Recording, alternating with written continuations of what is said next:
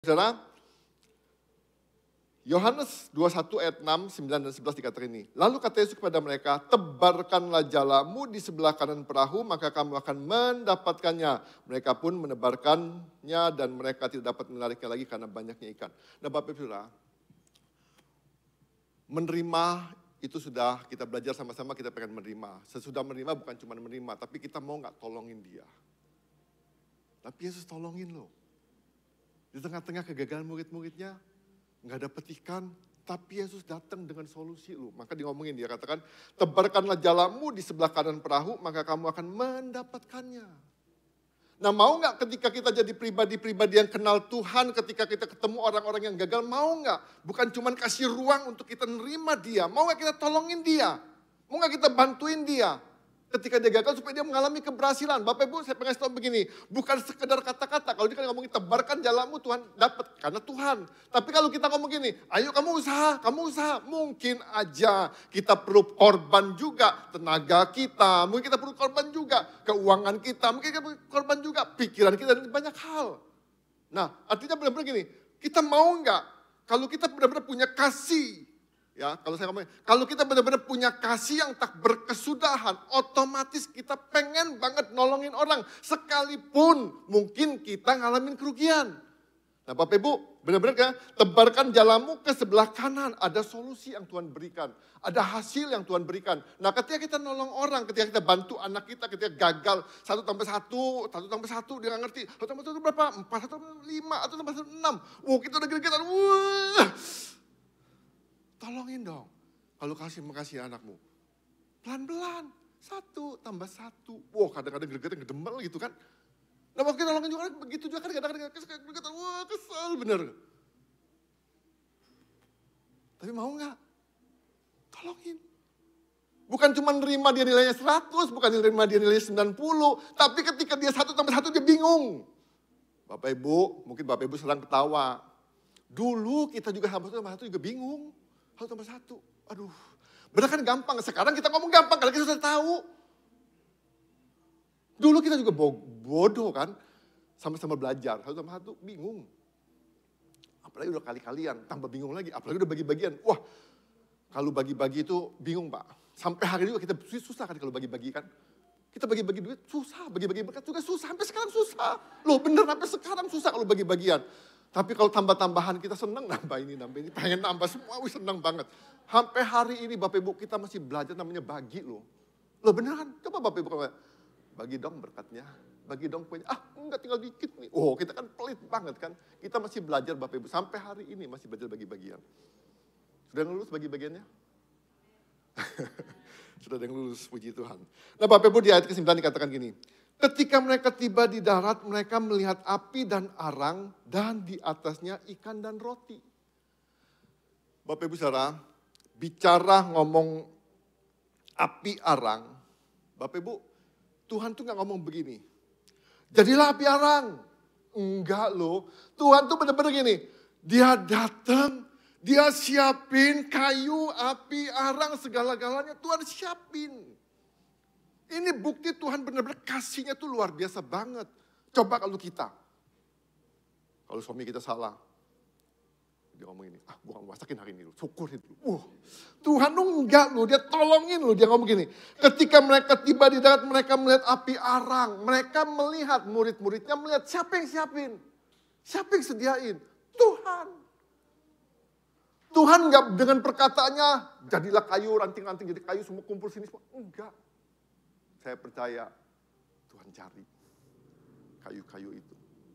Tuhan buat itu, tungku itu. Ada pengorbanan. Nah Bapak Ibu yang hebatnya lagi gini. Dikatakan gini, melihat api arang. Bapak Ibu, kalau Bapak Ibu baca nanti di Yohanes 18, di situ kan ngomong gini. Ketika Petrus berdiam di depan api arang, di situ Petrus menyangkal Tuhan. Ya benar ya, Petrus menyangkal Tuhan. Nah, Tuhan pengen benar-benar nolongin Petrus ngalamin sesuatu yang dia lihat api arang dengan cara pandang yang berbeda. Waktu dulu dia lihat api arang dengan cara waktu dia belum temu Tuhan, dia ngelihat api arang. Di situ waktu saya menyangkal Yesus. Tapi di sini Tuhan pengen tunjukin lagi api arang. di mana dia lihat Yesus tolong dia. Di situ Tuhan pengen ngajak Petrus lihat, di api arang itu ada kasih yang tak berkesudahan. Luar biasa nih Tuhan nih. Jadi saya percaya api arang ini bukan kebetulan dibuat ada, tapi Tuhan pengen benar-benar tolongin Petrus, tolongin murid-muridnya supaya benar-benar tertolong. Nah, maka dikatakan ketika mereka tiba di darat, mereka melihat api arang dan di atasnya ikan dan roti. Kata Yesus kepada mereka, bawalah beberapa ikan yang baru kamu tangkap itu. Simon Petrus naik ke perahu lalu menarik jala itu ke darat, penuh ikan-ikan besar 153 ekor banyaknya. Dan sungguh pun sebanyak itu, jala itu tidak koyak. Bapak Ibu perhatiin, waktu Petrus dengan kesalahannya menyangkal Yesus, waktu Petrus gagal dengan janjinya, dengan komitmennya, Petrus udah gak punya gairah. Gak punya gairah. Kadang-kadang kita juga begitu kan, kalau kita udah gagal dalam kehidupan kita udah gak punya gairah. Tapi Bapak Ibu perhatiin, Yesus hadir.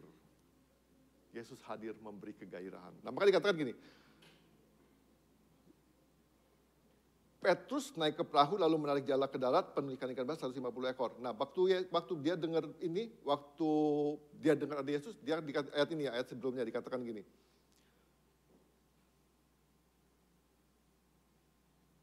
Yang dikatakan Petrus menjeburkan diri. Tadi udah malas, udah ogah-ogahan. Takut kali mungkin sama air. Udah gak punya gairah sama sekali, tapi dia punya gairah ketika ada Yesus. Nah, artinya Bapak Ibu Saudara, kalau kita benar-benar punya kasih yang tak berkesudahan, seperti Yesus miliki, dia menerima. Yang kedua dia nolong. Dia tolongin banget. Dia gak ngomongin masa lalu. Bapak Ibu, kalau kita menolongin orang, jangan ngomong masa lalu. Jangan ungkit-ungkit dosanya. Jangan ungkit-ungkit kesalahannya. Yesus gak ngelakuin itu. Sudahlah, yang berlalu biarlah berlalu. Kalau kita mau tolong, tolongin dia. Jangan ngomong gini, awas lu ya. Jangan yang dulu-dulu lagi lu. Wah, kita ngancem. Ya, jadi jangan Bapak Ibu, nolongin dia, benar-benar nolongin dia. Jadi benar-benar bawa mereka untuk mengalami Kristus dalam kehidupan mereka. Jadi saya percaya, Yesus bukan cuma hadir, tapi Yesus memberi solusi. Yesus bukan cuma hadir, tapi dia memberi arah yang benar. Yesus bukan cuma hadir, tapi dia benar-benar memberkati. Nah, biarlah kita benar-benar bukan cuma hadir di komunitas kita, tapi kita benar-benar nolongin komunitas. Kadang-kadang kita kan gini, gue males lah di komunitas itu. Enggak ini misalnya kita ngomong gini, komunitas itu gosip dulu misalnya. Bapak Ibu hadir, bukan ikut gosip, supaya gosipnya terkikis. Coba Bapak Ibu bayangin, kalau Bapak Ibu gak hadir, gosipnya tambah banyak. Nah Bapak Ibu harus hadir, jangan pergi di situ.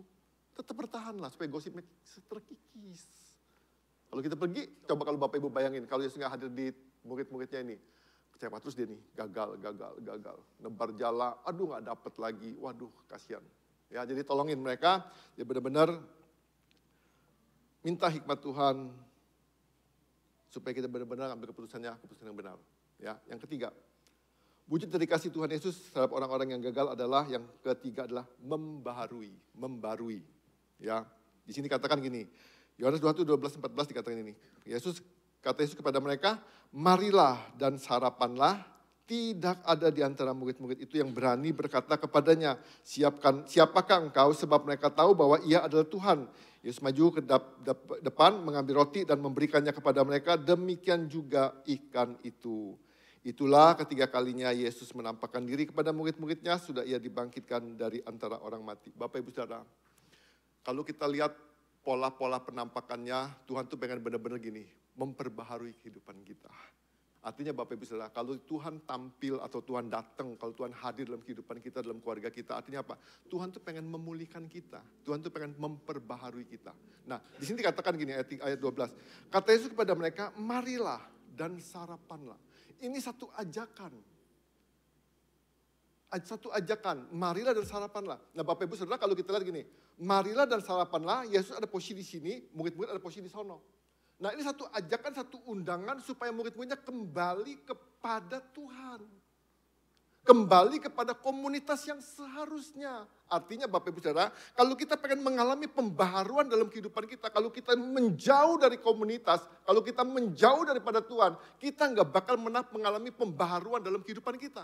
Cuman Tuhan yang bisa memberi pembaharuan dalam kehidupan kita. Maka dikatakan, marilah dan sarapanlah. Ini bicara undangan dan relasi. Nah, kasih Tuhan itu benar-benar gini. Dia nggak peduli murid-muridnya kecewain dia. Dia nggak peduli murid-murid mau ngapain dia. Nggak peduli lagi. Tapi dengan ketulusan. Dengan satu undangan. Ayo datang lagi. Udah yang dulu-dulu sudah lewat, sudah gak apa-apa. Nah Bapak Ibu bisa gak kita ngelakuin seperti itu? Kan kalau kita ngomong gini, kalau dunia itu kan agak susah ya. Susahnya gini, Pak saya itu udah luka Pak. Gimana saya bisa bangun relasi lagi? Gak mungkin banget. Tapi saya percaya gini, kalau kasih Tuhan yang ada dalam kehidupan kita, yang menolong kita, saya percaya kok bisa kok terjadi pembaruan seperti itu.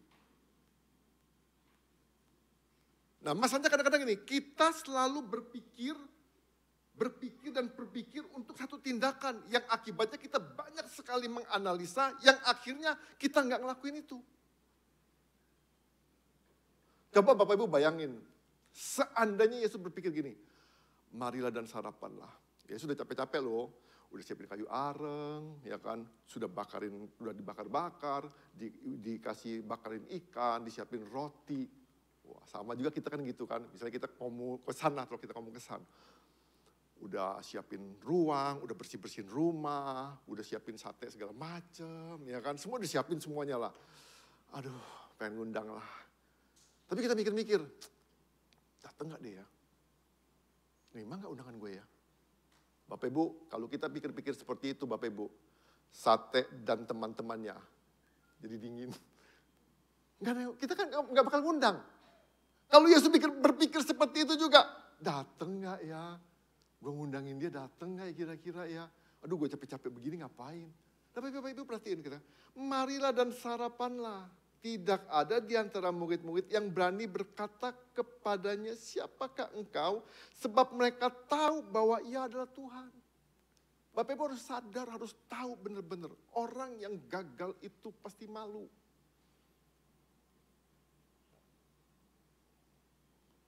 Orang yang gagal itu pasti kehilangan harga dirinya. Orang yang gagal itu pasti merasa minder. Dan kita harus tahu itu. Artinya kita benar-benar harus ngajakin, harus deketin, harus undang dia, harus tolong dia, harus terima dia. Karena mereka punya problem pribadi. Punya problem pribadi. Kan jelas dikatakan gini, sebab mereka tahu bahwa ia adalah Tuhan. Bapak Ibu, betapa akrabnya di malam perjamuan itu. Mereka dekat.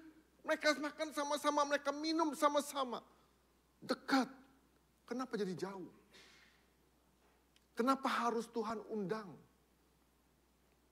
Marilah dan sarapanlah. Relasi. Ya Bapak Ibu Saudara, memang kalau kita lihat dari ayat ini, yang namanya relasi itu memang gak lepas dari makan-makan ya. Jadi kalau Bapak Ibu Saudara undang teman-teman, jangan lupa makan-makan. Kalau cuma ngundang ngobrol-ngobrol aja, orang afdol nih. Ya, jadi kalau Bapak Ibu mengundang saya makan-makan ya. Biar afdol kan marilah dan sarapanlah. Nah dikatakan gini Bapak Ibu, ayat 13. Yesus maju ke depan mengambil roti dan memberikannya kepada mereka. Dengan segala kerendahan hati. Yesus, Tuhan. Dia bawain ikan, dia bawain roti, dia samperin. Kenapa? Karena kasihnya gak berkesudahan. Kasihnya tanpa batas. Kalau kita, udah gue undang, udah syukur lo. Udah gue ajak makan, udah terima kasih lo. Gue mengantri lu lagi, kurang ajar banget lu ya. Lu ya kan? Manusia. Kalau Tuhan kan gak ngomong ini. Yesus maju ke depan, mengambil roti, memberikannya kepada mereka, demikian juga ikan. Dia benar-benar ada satu merendahkan hati. Kenapa? Karena kasihnya tak berkesudahan. Bapak Ibu Saudara, saya percaya kok, ada firman Tuhan ngomong gini, kasih itu menutupi banyak sekali pelanggaran. Kalau kita sungguh-sungguh mengasihi orang-orang, kita nggak pernah ungkit-ungkit tuh pelanggarannya. Kalau kita suka ungkit-ungkit pelanggaran orang, dosa-dosa zaman jebot, zaman dulu, saya ragu Bapak Ibu Saudara, sungguhkah dia mengasihi Bapak Ibu Saudara? Tapi Bapak Ibu nggak usah ungkit-ungkit nih. Jangan ngomong, lu nggak ngasihin gue ya, kan lu ungkit-ungkit dulu ya. Jangan diomongin, ribut Bapak Ibu pulang. Nggak usah diomongin ya, janji ya, nanti Bapak Ibu saya nggak tanggung jawab loh.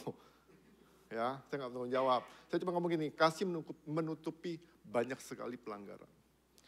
Tuhan kasihnya luar biasa. Ya, maka dikatakan dia benar-benar diambil, ya kan. Tuhan tuh ngundang benar-benar dalam persekutuannya. Ayo Bapak Ibu Saudara, siapa yang gagal? Siapa yang mengalami hal ini? Datang kepada Tuhan. Datang sama Tuhan. Datang sama Tuhan. Ya, jadi benar-benar kita ngalamin. Saya percaya Bapak Ibu Saudara, Tuhan bukan cuman siapin roti ikan itu, tapi Tuhan benar-benar pulihin hatinya. Ya kan, bukan cuman makannya, tapi Tuhan pulihkan hatinya. Tuhan pulihkan hidupnya. Nah, waktu pemulihan terjadi Bapak Ibu Saudara, relasi dengan Tuhan terjalin kembali. Waktu kita sama-sama juga, waktu misalnya bukan cuma undangan aja. Kan kita bisa aja kan ngundang tapi sama-sama bete gitu kan. Maksudnya apa dia ngundang gue ya? Oh, bisa aja kan yang diundang ngomong begitu kan? Maksudnya apa dia ngundang gue ya? Jangan-jangan nih. Terus kita mikir, ini udah gue undang kok masih bete-bete, kenapa ya? Kenapa begitu? Nah, ini bisa kan, bisa terjadi. Tapi Bapak Ibu kita belajar gini, tapi kalau relasinya sudah terjadi, pemulihan terjadi, keintiman terjadi, kita nggak bakal berprasangka buruk lagi. Murid-muridnya menerima Yesus, Yesus menerima murid-muridnya. Ya, jadi saya percaya Bapak Ibu Saudara, kita belajar apapun dalam kehidupan kita, sebagai pekerja, sebagai pelayan, sebagai apapun juga, saya percaya kita bisa dipulihkan, kita bisa dikembalikan. Jangan pernah jadi hakim. Kesalahan satu kali sampai selama-lamanya dia tidak pernah berubah. Jangan pernah jadi hakim. Ya, jangan pernah jadi hakim. Siapapun kita bisa salah, kita bisa gagal. Tapi jangan satu kegagalan kita tutup pintu gerbang sampai selama-lamanya dia nggak boleh dipekerjakan, dia nggak boleh dilayanin lagi. Tidak boleh. Yesus buka ruang besar-besar. Kadang-kadang kita begitu kan, kita terlalu kudus. Kita terlalu suci. Kita anggap orang lain itu nggak layak. Sekali jatuh dalam dosa, sampai selama-lamanya engkau berdosa. Waduh Tuhan, keterlaluan banget. Jadi Bapak Ibu Saudara, ayo siapapun kita belajar, ada ujian-ujiannya dalam kehidupan kita. Ada masa-masanya Tuhan izinkan kegagalan dalam kehidupan kita. Di situ Tuhan pengen ngajar kita, kasihnya yang tak berkesudahan. Di situ Tuhan pengen ngajar kita, kasih Tuhan tuh nggak pernah gagal. Di situ Tuhan pengen ngajar kita benar-benar, ayo sama-sama Bapak Ibu. Kembali kepada Tuhan, kembali kepada relasi Tuhan. Bangun hubungan yang intim dengan Tuhan. Tuhan undang kita, Tuhan ajak kita. Tuhan pengen beri solusi di tengah-tengah kegagalan kita. Tuhan pengen beri jalan terbaik dalam kehidupan kita. Ya, kesimpulannya, kegagalan bukan akhir, kasih Kristus tidak berkesudahan. Ia menerima kita apa adanya, menolong kita untuk bangkit dan membarui hidup kita untuk masa depan yang penuh harapan.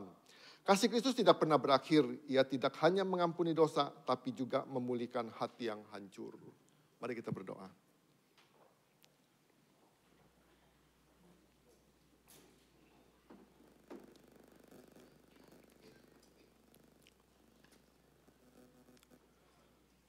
Terima kasih Tuhan. Pemulihan sejati itu terjadi karena relasi. Tanpa relasi nggak ada pemulihan. Biarlah kita benar-benar mau datang kepada Tuhan. Saya percaya kalau Tuhan hadir, hidup kita pasti berubah. Kalau Tuhan hadir, Tuhan pasti memberi solusi. Kalau Tuhan hadir, Tuhan bukan jadi hakim, tapi Tuhan memberikan kasih yang tak berkesudahan. Saya percaya kehadiran Tuhan dalam kehidupan kita memberi hari esok yang penuh pengharapan. Kehadiran Tuhan memberikan hari esok yang penuh dengan damai sejahtera. Bila kita boleh mengalami sukacita, kita boleh mengalami kasih Tuhan yang gak pernah gagal dalam kehidupan kita.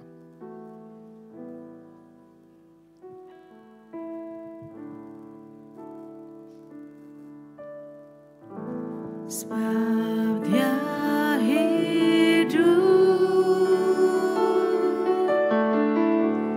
ada hari esok. Sebab Dia hidup, ku tak gentar.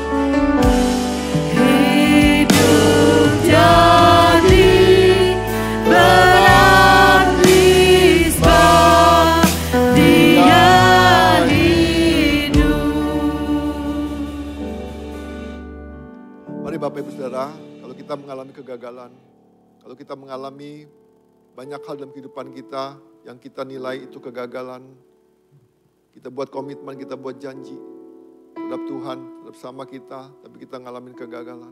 Percayalah, Yesus pribadi yang tidak pernah menghakimi, menyalahi kegagalan-kegagalan kita atau dosa-dosa kita.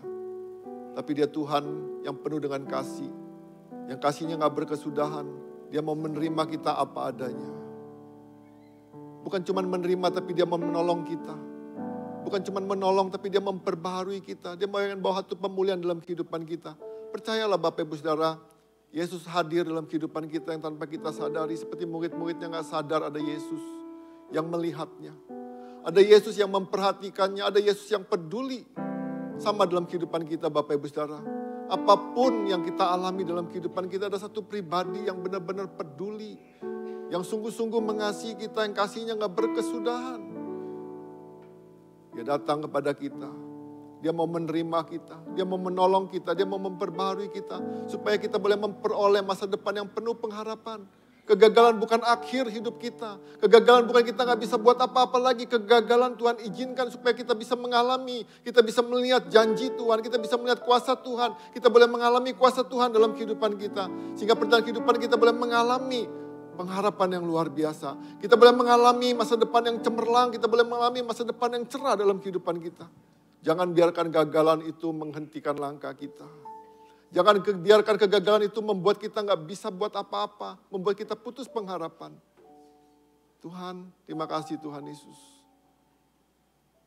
Kami bawa semua Tuhan, kegagalan kami dalam tangan. Kami percaya Tuhan, di dalam tangan-Mu Tuhan Kau bisa mengubahnya Tuhan. Menjadi keberhasilan, menjadi keberuntungan, menjadi kemajuan Tuhan. Bapak kami berdoa, terima kasih Tuhan. Kau menerima kami apa adanya. Terima kasih Tuhan buat pertolongan-pertolongan-Mu. Bahkan Kau melimpahkannya Tuhan Yesus dalam kehidupan kami. Terima kasih Tuhan buat pemulihan yang boleh terjadi Tuhan Yesus. Terima kasih Tuhan buat relasi Tuhan yang Kau inisiatifkan Tuhan. Yang Kau inginkan Tuhan dalam kehidupan kami Tuhan. Ampuni kami Tuhan. Kami menjauh daripada-Mu. Ampuni kami Tuhan. Kami gak punya inisiatif untuk mendekat kepada-Mu. Terima kasih Tuhan. Kasih-Mu yang tak berkesudahan, yang memberi inisiatif, yang menolong kami, yang menghampiri kami, yang membawa kami masuk dalam persekutuan yang intim dengan Engkau Tuhan. Terima kasih Tuhan Yesus. Terima kasih Tuhan Yesus. Biarlah kami boleh mengalami pemulihan yang luar biasa dalam kehidupan kami. Di tengah-tengah keluarga kami, di tengah-tengah bisnis kami, pekerjaan kami, usaha kami, pelayanan kami. Apapun Tuhan, kami percaya Tuhan. Biarlah karena kasih-Mu itu Tuhan. Kami boleh mengalami pembaharuan, kami boleh mengalami pemulihan, kami boleh mengalami kemajuan. Terima kasih Bapa, dalam nama Yesus Tuhan kami berdoa, kami mengucap syukur. Yang percaya, kasih Tuhan yang tak berkesudahan berkata, amin. Berkati. Puji Tuhan, siap kita diberkati oleh kebenaran firman Tuhan. Sebentar kita akan melihat beberapa pengumuman sepanjang minggu ini.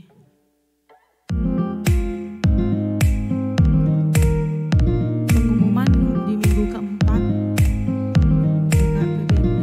Persembahan dan perpuluhan dan ucapan syukur dapat ditransfer ke rekening GKPB di sini.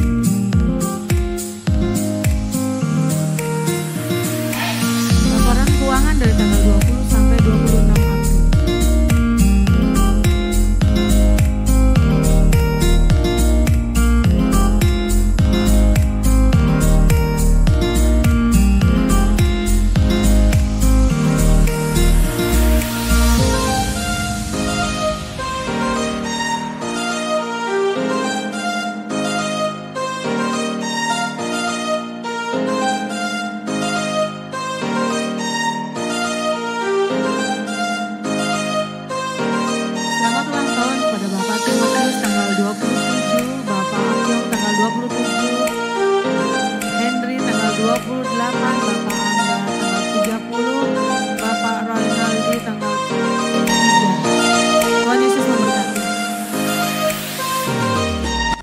Demikian pengumuman sepanjang minggu ini. Saya undang Bapak Ibu untuk bangkit berdiri. Kita mau akhiri ibadah ini.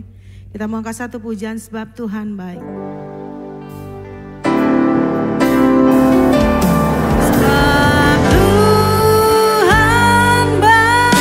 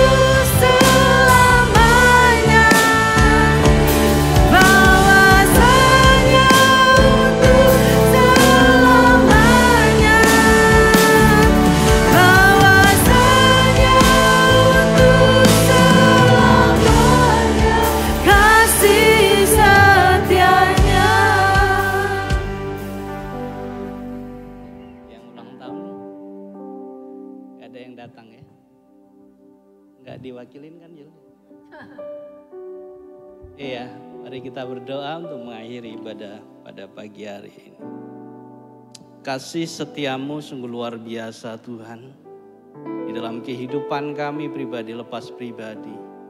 Dengan pernyataan, dengan tindakan yang Engkau lakukan di dalam kehidupanmu di dunia ini. Begitu luar biasa Engkau nyatakan Tuhan. Kasih itu tanpa pamrih. Kasih itu tidak terbatas. Di dalam setiap kami, di dalam hari-hari kami. Di tengah kegagalan yang kami miliki. Ketidakmampuan yang kami miliki, tetapi Engkau tetap mengasihi kami begitu rupa itu. Terima kasih atas apa yang Engkau nyatakan bagi kami semua Tuhan. Biarkan kami terus belajar, memahami tentang kasih-Mu yang sesungguhnya. Dan kami boleh impartasikan hal ini. Kami boleh lakukan di dalam setiap kehidupan kami pribadi lepas pribadi. Sebagaimana telah Engkau nyatakan, sebagaimana telah Engkau buat setiap kami Tuhan sebagai anak-anak-Mu. Sehingga setiap kami Tuhan boleh meneladani Engkau, melakukan kasih itu terhadap orang-orang yang ada di sekitar kami. Kami bersyukur, kami berterima kasih atas firman-Mu pada pagi yang indah ini Tuhan. Biarkan Engkau terus beracara melalui Roh Kudus-Mu di dalam hari-hari kami Tuhan. Engkau Allah yang terus ya Tuhan bekerja menuntun kami sehingga kami boleh semakin serupa segambar dengan Engkau. Terima kasih, kami juga teringat untuk saudara-saudara kami Tuhan. Engkau Allah yang terus mengasihi setiap mereka yang sakit. Engkau Allah yang terus memberikan pemulihan di dalam setiap mereka. Engkau Allah yang terus mengasihi setiap mereka yang mulai undur diri.